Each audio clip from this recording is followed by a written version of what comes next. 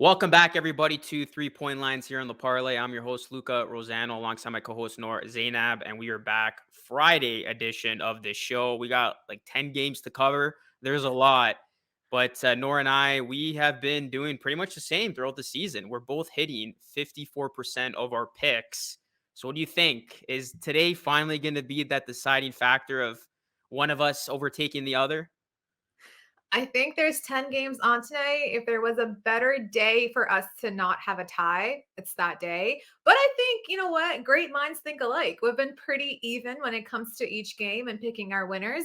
And if that showcases our knowledge, then I'm happy with it. I don't care anybody else says. Yeah, listen, 54% is not too bad. Apparently, it's one of the best percentages when it comes to going against the spread. So I'll take it.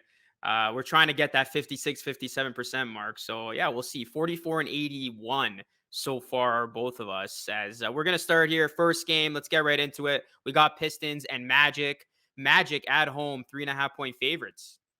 Yeah, this is going to be the basement dwellers facing off. I can guarantee you, I don't think there'll be a home in America or Canada that's going to be watching this game tonight. They probably wanted to broadcast this on YouTube or something and just not have it on TV. But besides all that, Pistons have already beaten the Magic twice this season, and Cade is just exploding offensively. We had seen with him before when he was able to play make and just kind of get his feet under the wing and figure himself out. But now that he's actually scoring and he's showing his offensive talents, it shows that maybe they're not going to do much this year, but they have that talent to work off with the next couple years. And that's why I'm going to bank with them and go with him because I think with him exploding offensively and the Magic being 28th in scoring, how are they going to keep up with that? So Yeah. give me the Pistons at plus 3.5. What about you? Yeah, I'm surprised the Magic are even favorites in this spot. They've lost 15 of their last 17, and they're the worst home team. They're 3 and 18 at home, so they're not only the worst team, they're the worst home team. And you look at Detroit; they have shown signs of playing really well. And Cade, he's coming off a career night where he had 34 points, so he's been balling. This Pistons team, I know they're not good either, but I'm banking on them showing up here against a very bad Orlando team. Like this is a Orlando team outside of Wagner. There's not really any bright spots on this team. They have not been anybody's talking point. Whereas Detroit, they do have some nice young pieces. Sometimes they do pull off upsets and they do have a big night. So yeah, I agree with you here, Nor. To kick us off here, we're agreeing. I like the Pistons plus 3.5. Yeah, I think the Magic are the team that everyone has circled on their calendar. That's going to be their one win column edition. But let's stick in the Eastern Conference column. We're going to be also seeing the Boston Celtics and the Atlanta Hawks, where the Hawks are 1.5 favorites. Does that surprise you too? No, not at all. The Hawks have slowly but surely turned this thing around, or they're starting to at least. And they have won 5 games in a row, and they beat both Miami and Milwaukee during that time. So maybe it's clicking. Maybe it's finally starting to click for this Hawks team that did seem like they were down and out, but don't look now. They're quickly moving up the standings, and they're actually 4-2 in their last 6 games at home. So they have been a hot bet when playing at home, and they're going to be taking on a Celtics team. I'm still not sure what this team is about. They are the epitome of inconsistencies. Some nights they look good, some nights they are not good, and that's probably one of the biggest reasons why they are where they are in the standings right now. I just don't know which Boston team's going to show up tonight. I'm going to go with the hot team here. I'm going to pay the price of 1.5. I think the Hawks keep it going here. I really like the momentum they have right now. I think everyone has talked about how we expect the Hawks to be way better than how they were a couple of weeks prior. We saw what they did last year, and we've been waiting for that kind of the iteration of that team to show up sometime this season. And they have, like you mentioned, they beat the Bucks, they beat the Heat, the two of the hottest teams in the Eastern Conference, and they're going to be going up against the Celtics, that, like you mentioned, who are just not consistent on the offensive end. They can defend, yes, but they just cannot have the shots go off like they need to. And this has been going on for about years now, right? Because ever since I can remember, they just had the Jalen's and the Jasons, and they tried to do whatever they could with them, and it's just not working out the way that they wanted it to. In the playoff contention, yeah, okay, you're able to maybe get past the first round, but beyond that, I'm not sure what this team is going to look like. And the Celtics have also I have a winning home percentage where they're about 4 of 6 at home, but on the road they're 2 of 6. And like you mentioned, the Hawks are a really good home team. So I'm not sure how they can keep up with that once they're visiting the Hawks in Atlanta. Their offense, the Atlanta Hawks offense has been found again. They've been absolutely just crazy on the offensive glass. They've been, I think, scoring over 114 points for the last couple games. And that kind of offense going up against the Celtics offense, I don't give them any edge at all. Like we already mentioned so many times that with the Celtics, you pretty much can only expect one guy to have a great night, and that's not going to fly against this Hawks team that has plenty of offensive powers that they can throw at anybody. So Yeah. I don't know. Maybe this is going to be a trap game for them. Maybe this will be the game that the real Boston Celtics show up at. But I like the Hawks for now, and I like where they're heading in terms of the future. All right, we'll see if the Hawks can keep their hot streak going. Next game, we got Lakers and Hornets. Lakers on the second night of a back to back. Maybe the reason why the Hornets are a 6.5 point favorite here. LeBron questionable for this one. Yeah, it seems like both teams are about to make their playoff push, right? This is kind of the spot where you need to. The Lakers are what ninth in the conference right now, and they really need to get in that playoff contention. And you know who's beating them? The Clippers. The Clippers without Kawhi and Paul George, which is just Wow. wild to me. And AD should be playing this one while LeBron is out. I did predict a really bad AD game yesterday, and of course, he plays the best basketball he's played in 2 years, and Embiid scores less than 30 points, but they still didn't win that game. And AD, I don't think he's gonna be himself again tonight after coming back from 2 weeks. And after having that game yesterday that he had against Philly and being on a back to back after being injured, the way that he had been, I just don't know if I can count on him on having the same kind of power that he had yesterday. And the Hornets have great shooting depth. I think that's why I like they are where they are. They're probably why they have the -6 advantage right now between Bridges, Ball, Rozier, Kelly Oubre. There's a lot of depth. But Oubre is questionable for this one. And the last Yeah. time they played bad, they lost. And the Lakers actually kind of held on against a good Philly team, even without LeBron. So for some reason, I think they can cover this or even win this, to be honest. But it should be a pretty good game between these two, and I think it should be a big indicator of how these two teams stand just moving forward. What about you?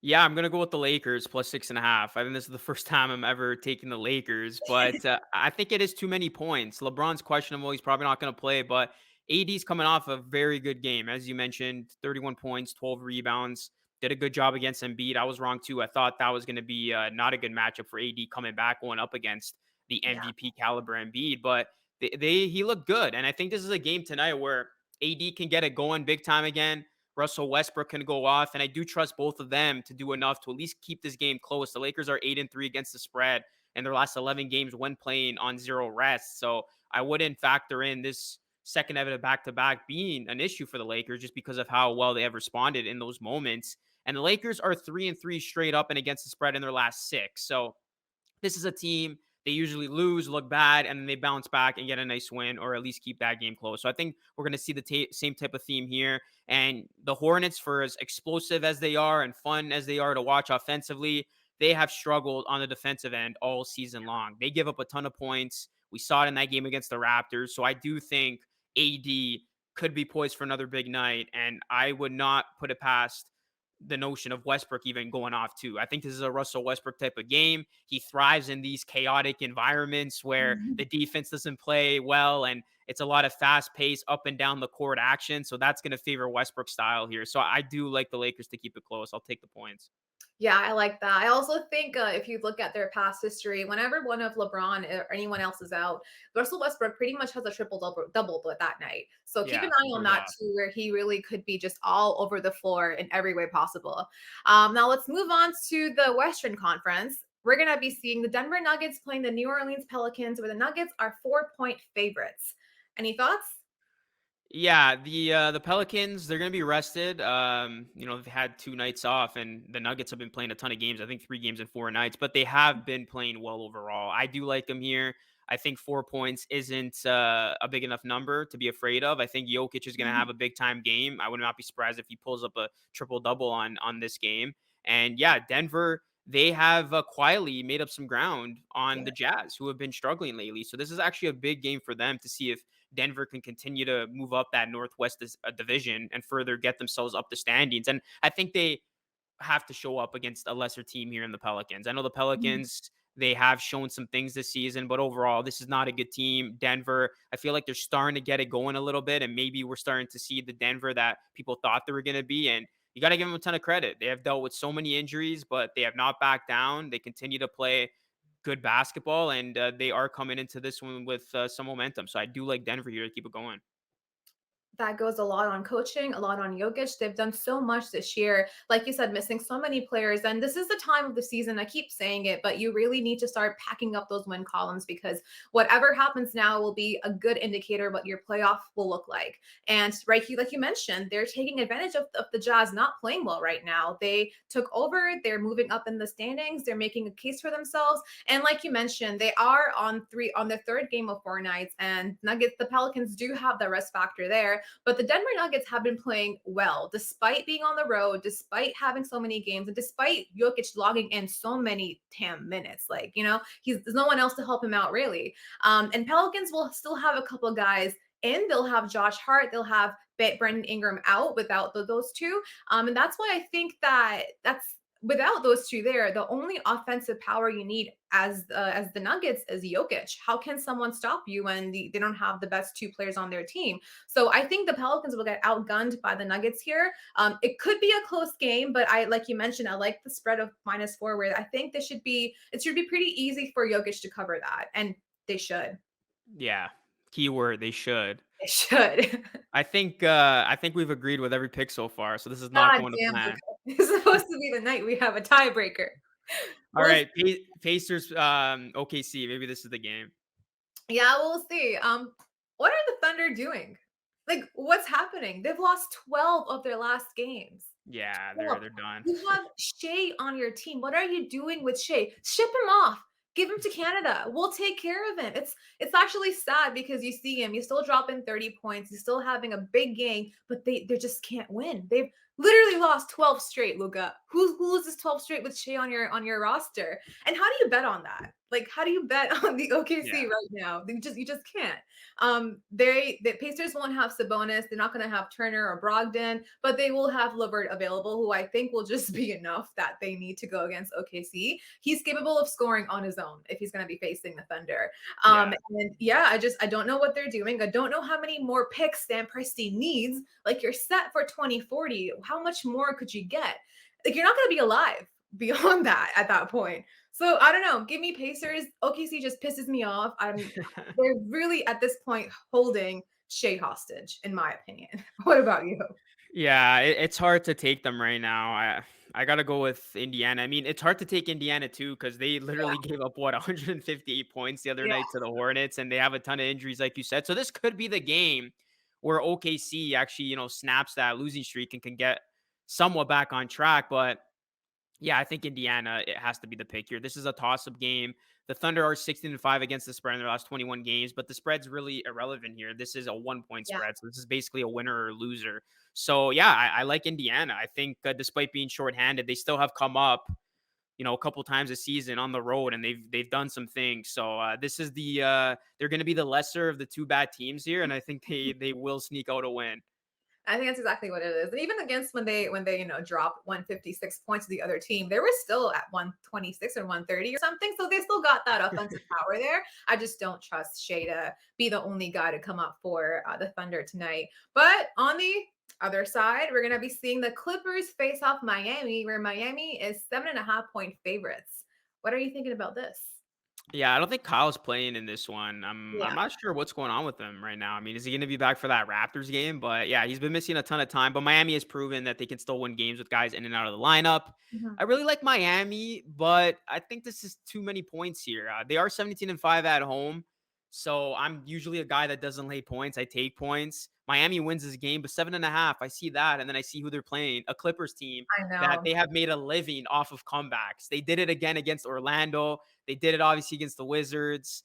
I don't know how you could bet against them right now. They are the comeback kings. It's like I'm not even going to be worried if they go down in this game early, which they probably will, as they find a way to come back. Reggie Jackson, he can get hot at any time. Zubats has been surprisingly playing well in the middle. Yeah, I'm gonna take the points here. I think it could be closer than what people think. I'm going with the Clippers plus 7.5. I'm not kidding you. I sat there like 10 minutes to be like, "Okay, who Noor, pick now. Just Yeah, pick this was now." hard. This is a hard game to pick. So hard. Yeah, it's because I think we've talked about this too, right? Where the Clippers, they don't have your best offensive players, you don't have your best defensive players in Kawhi and Paul George, but they're making that playoff contention. They're what, like seventh or sixth in the Western Conference right now, above the Lakers, mind you, with all the star power that they have, and they're keeping themselves in the games. And I think a big part of that is still that defense. They don't have a lot of offensive powers that they can really rely on, but that defense, once that comes through, like good luck. It's like the Raptors, right? Like you really will keep yourself in the games if you're able to play even a leg of defense against anyone. Yeah. But yeah, like you mentioned, no Lowry for this one. I doubt he'll be playing tomorrow against the Raptors too. It seems like he's out for personal reasons, and we haven't seen his mom active too much on Twitter either. So just good luck to the family and good vibes there. But yeah, like you mentioned, besides that, the Miami Heat have won 4 of their last 5. They're 9 of their last 10 at home, which is wild. Who wants to play in Miami anymore? And they're making 49% of their shots in the last 3 games. So they're really killing it offensively. And it makes sense because look at the depth that they have. Even without Lowry, you still got Bam, Butler, Robinson, Harrell, PJ Tucker. And I think a big part of how they're able to stay afloat and not just afloat, but really win the East is because of their coaching. Spolstra has been amazing. Being able to get guys in and out the lineup, depending on who's in and who's out, has just been the key for this Miami Heat team with that next man up mentality. So while the spread is massive, and I do believe in the Clippers to come back and defend, like you mentioned, they really could just have a last minute comeback.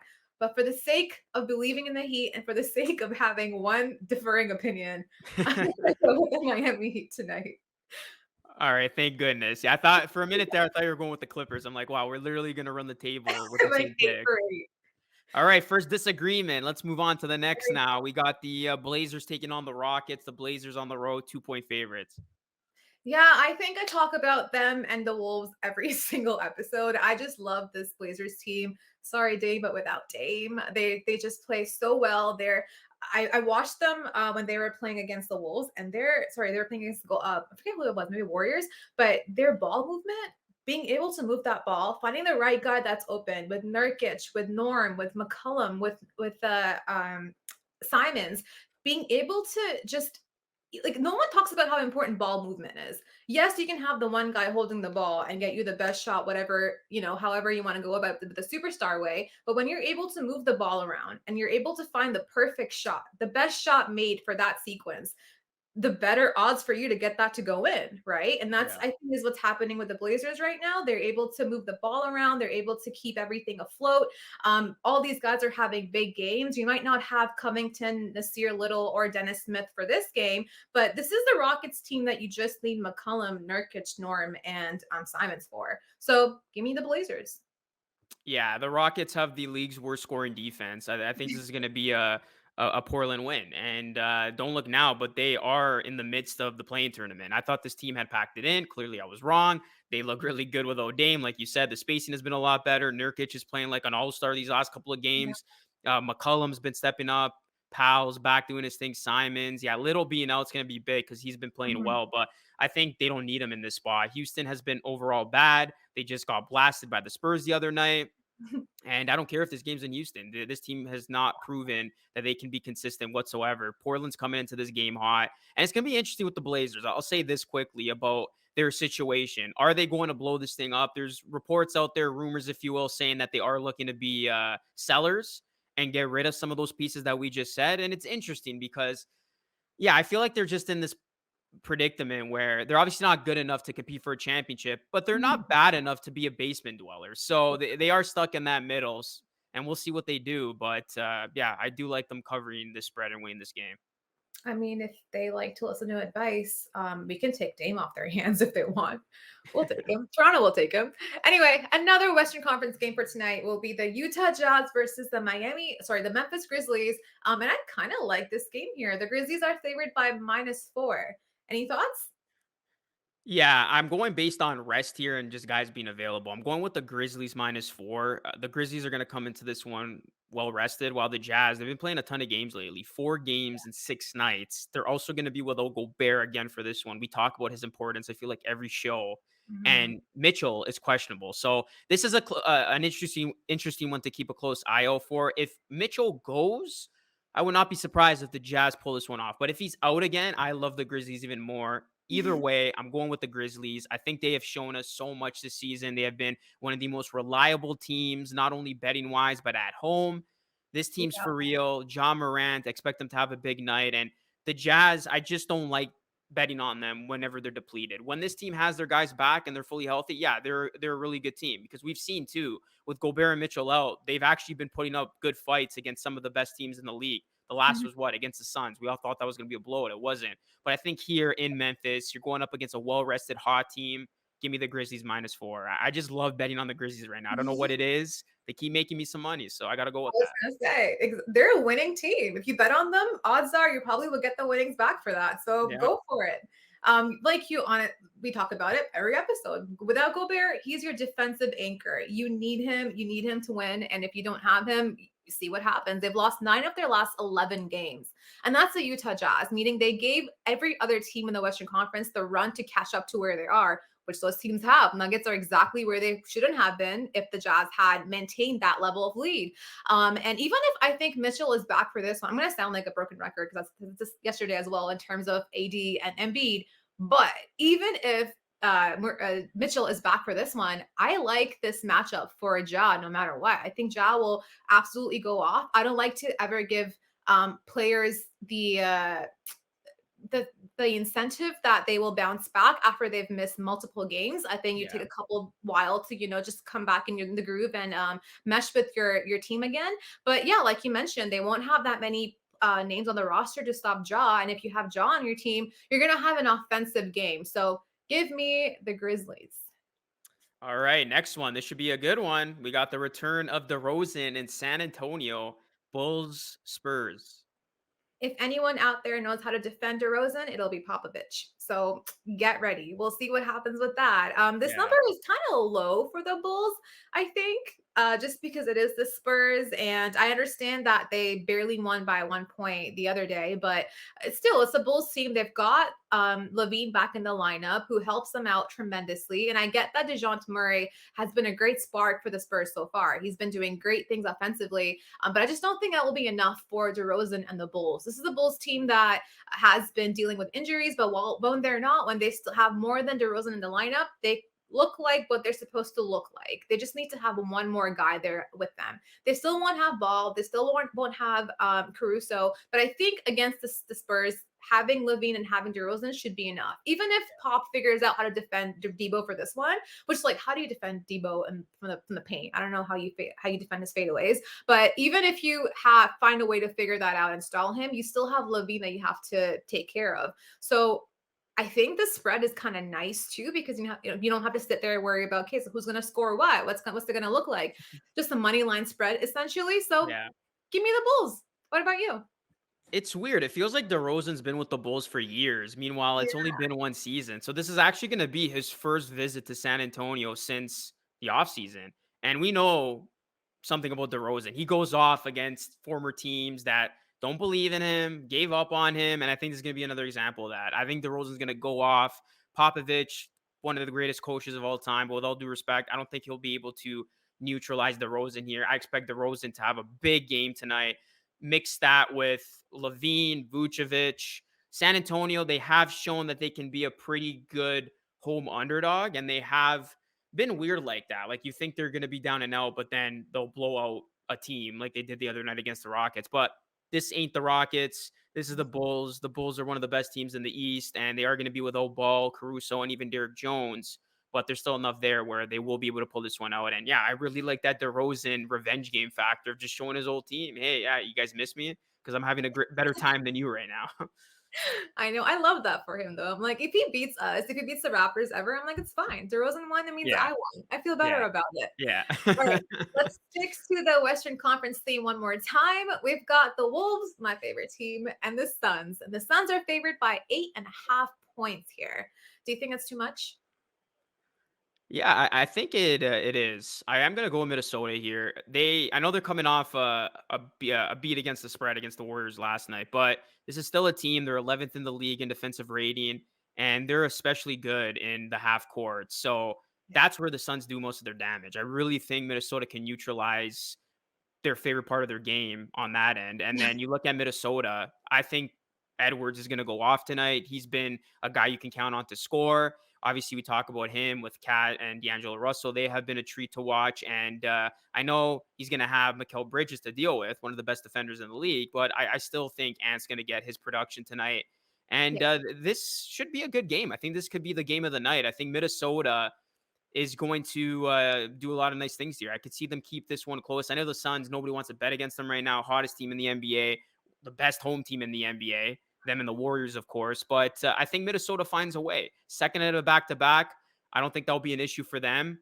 I do like Minnesota to keep it going in terms of them just being an overall good team this season.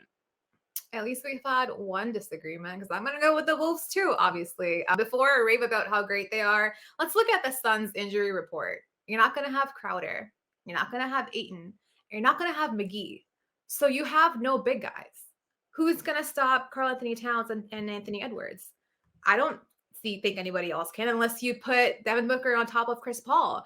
Like, right? Like, I'm not sure how that's going to work out. So no big guys to hold the two big guys the Wolves have. And that's why I think Edwards and Cat should have a night. I think the one thing they're honestly missing is Russell to have a consistent 3-point shot. Once he Yeah. gets that, look at the spacing. Just look at the spacing on that team. You pass it out to Russell. If he's crowded, he passes it out in the paint. He gives it to either Edward or Cat. So that creates so much more opportunity, so much more movement for these guys. And that makes sense as to why they are where they are right now. And I think with this game tonight, Suns could still win this. They could probably still take this, regardless, because they are that team. They are the best in the conference. They are the best in the league, actually, and they still have the winning duo of Chris Paul and Devin Booker, and like you mentioned, Mikal Bridges. But I think the spread is large enough that the Wolves should have no problem covering, in my opinion. I think if you don't have the bigs to stop the bigs on your team, which are two, like Carl Anthony Towns and Anthony Edwards, 40 points, no assists, 20 points, 17 rebounds. What are you going to do with that? You can't do Yeah. much with that. So I'm going to give the edge to the Wolves here. And I think they could honestly also just win this too. Could be an upset spot. Yeah. They definitely have good value on the money line. So if you're feeling it, definitely put some money behind it. Okay, I think this game we might disagree on, but for some reason, yeah, this game's at 10 o'clock. We're talking about it off air, but it is going to feature two Eastern Conference teams. We've got the Knicks and the Bucks. Bucks coming off that bad beat against the Cavs. I did not see that one coming. They are 8.5 point favorites at home against the Knicks. I think the Bucks found out that you don't have to play in the regular season. Just, keep afloat, stay in the playoff contention, then actually play when it comes to playoff because this is a very different team. And this is a Yeah. very different regular season team of the Bucks than we had seen before. The past years, they have been dominating the top of the Eastern Conference standings. And now we just saw them get beaten, absolutely beaten by the Cavs. And Giannis shows up to post game with a box of chicken wings, not even a little bit, impacted whatsoever by what just happened. So they're very different from last year. And while the Knicks are confusing, I want to say very confusing. Julius Randle was just not that guy. He hasn't been that guy at all this year. He had the year last year, but every single game that he plays in for this season, I'm just like, there's no way he's going to be the winning factor. I don't believe in him. And I think even besides that, though, I think because of how inconsistent the Knicks are, one night they'll give you a massive win, other night they'll make it a close game, and the third night they'll have a blowout that you never would have expected for them to have. But I think the spread is a little too big for me to play along with the Bucks here, even especially after they lost to the Cavs last night. Yeah.